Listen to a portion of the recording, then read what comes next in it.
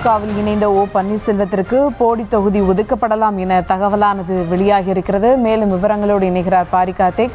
வணக்கம் பாரி கார்த்திக். ஓபிஎஸ்க்கு திமுகவில் ஒரு சீட் வழங்கப்படும் என தகவலானது வெளியாகி இருக்கிறது. அது குறித்த மேலும் விவரங்கள். வணக்கம். ஓபிஎஸ் முன்னதாக திமுகவுடன் பேச்சுவார்த்தை நடத்தும் பொழுது 6 சட்டமன்ற தொகுதிகள் தங்களுடைய குழுவிற்கு வேண்டும் என்றும் கேட்டுக்கொண்டதாக சொல்லப்படுகிறது.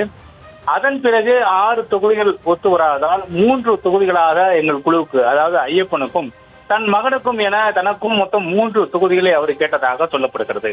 அந்த 3 தொகுதிகளும் திமுகவுடன் நேரடியாக சேராமல் கூட்டணி அமைத்து போட்டியிடுவதற்கான உதயசூரன் சின்னத்தில் வாய்ப்பாக அமைக்க வேண்டும் என்றும் அந்த கோரிக்கையில் சொல்லப்பட்டதாக சொல்லப்பட்ட நிலையில் திமுக சார்பில் அவரிடம் ஒரே ஒரு தொகுதி, போடி தொகுதி மட்டும்தான் உங்களுக்கு ஒதுக்கப்படும் என்றும் நீங்கள் திமுகவில் இணைத்துக் கொள்ள வேண்டும் என்று கோரிக்கை வைத்த போதே அந்த கோரிக்கையின் அடிப்படையில் அவருக்கு அந்த ஒரு தொகுதி மட்டும் ஒதுக்கப்படும் என்று திமுக சார்பில் கோரிக்கை வைக்கப்பட்டிருக்கிறது. இந்நிலையில் அது குறித்தான் இன்று காலை நடந்த நட்சத்திர விடுதியில் பேச்சுவார்த்தையில் சேகர்பாபு ஈடுபட்டுக் கொண்டிருந்தார்.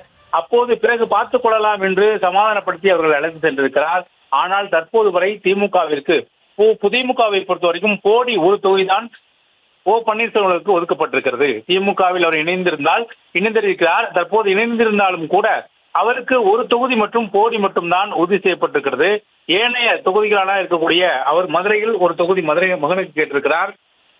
அதே போல உசிலம்பட்டி தொகுதியை மீண்டும் ஐயப்பனுக்கு கேட்டிருக்கிறார். இது இரண்டும் திமுகவில் உறுதிப்படுத்தப்படவில்லை. அவருக்கு போடி தொகுதி ஒன்றை தான் முதலமைச்சர் உறுதி செய்யப்பட்டிருப்பதாக தகவல் வருகிறது.